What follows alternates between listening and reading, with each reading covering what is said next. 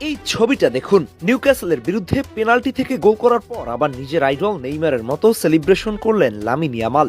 বর্তমান প্রজন্মের অনেক খেলোয়াড়ই নেইমারকে আইডল মানে, তবে নেইমারকে যদি কেউ মনে প্রাণে ধারণ করে তবে সে হলো লামিন ইয়ামাল। লামিন ইয়ামালের নেইমার ভক্তির কথা এখন ফুটবল বিশ্বের জানা। প্রায় দেখা যায় নিজের দেয়া ইন্টারভিউতে নেইমারের প্রতি নিজের ভালোবাসা প্রকাশ করেন।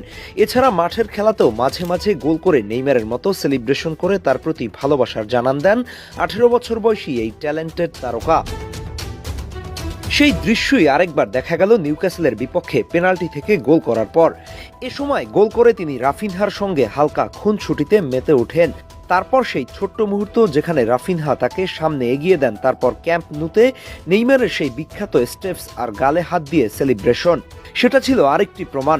তবে এটা কিন্তু প্রথমবার নয়, ইয়ামাল এর আগেও বেশ কয়েকবার গোল করে তার আইডলকে মনে রেখেছেন।